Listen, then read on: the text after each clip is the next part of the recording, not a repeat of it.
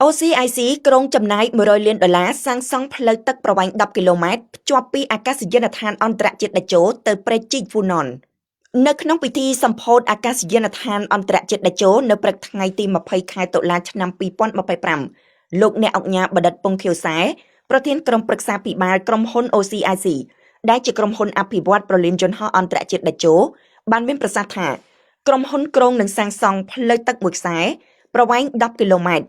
តភ្ជាប់ពីបឹងជើងលោកប៉ែកខាងត្បូងអាកាសយានដ្ឋានអន្តរជាតិទៅកាន់ទន្លេបាសាក់និងព្រែកជីកហ្វូណនតេជោហើយតភ្ជាប់បន្តទៅដល់ក្រុងកែបដែលជាច្រកសមុទ្ររបស់កម្ពុជាដើម្បីឲ្យតំបន់អាកាសយានដ្ឋានអន្តរជាតិតេជោក្លាយទៅជាមជ្ឈមណ្ឌលដឹកជញ្ជូនតាមផ្លូវអាកាសផ្លូវគោកនិងផ្លូវទឹក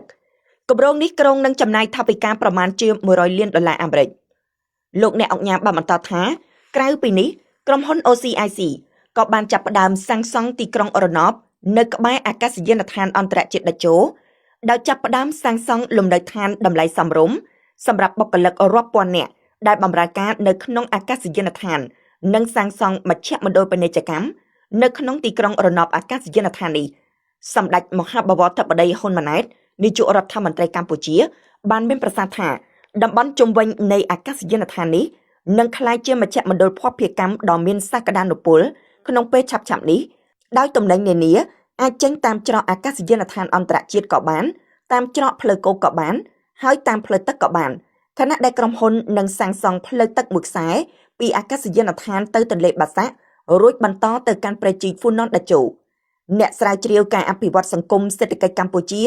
លោកបណ្ឌិតជ័យតិចបានលើកឡើងថាគម្រោងតភ្ជាប់ផ្លូវទឹកទៅកាន់អាកាសយានដ្ឋានអន្តរជាតិថ្មីនេះ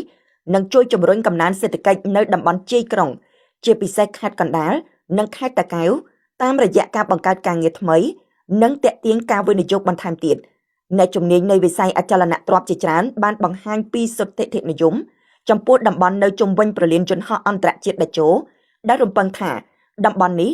នឹងកាន់តែមានសក្តានុពលខ្ពស់ជាមួយនឹងការអភិវឌ្ឍលើឧស្សាហកម្មរោងចក្រសហគ្រាសនិងលំនៅឋានខណៈហេដ្ឋារចនាសម្ព័ន្ធជាច្រើនត្រូវបានរដ្ឋសាងសង់រួចជាស្រេចទៅហើយលោកប៉ូអៀវគង់អគ្គនាយកក្រុមហ៊ុន Advance បានលើកឡើងថាតំបន់នៅជុំវិញប្រលានយន្តហោះថ្មីជាតំបន់ដែលផ្ដោតលើឧស្សាហកម្មហើយការរីករាលដាលនៃវិស័យនេះក៏នឹងកាន់តែខិតទៅប៉ែកខាងត្បូងរហូតដល់ទន្លេបាទីព្រោះនៅតំបន់ជុំវិញប្រលានយន្តហោះមិនអាចសាងសង់អគារខ្ពស់ៗបានទេដូច្នេះមានតែសាងសង់ផ្នែកឧស្សាហកម្មនេះហើយលោកបន្តថាតំបន់ប៉ែកខាងត្បូងនិងខាងលិចរាជធានីភ្នំពេញជាតំបន់ដែលមានការតភ្ជាប់ទៅកាន់តំបន់ផ្សេងៗទៀតយ៉ាងងាយស្រួលព្រោះតំបន់នេះមានផ្លូវក្រវ៉ាត់ក្រុងទី3ដែលអាចដឹកជញ្ជូនទំនិញទៅកាន់កំពង់ផែទឹកជ្រៅហើយក៏ងាយស្រួលដឹកទៅកាន់ព្រំដែនគោកផងដែរ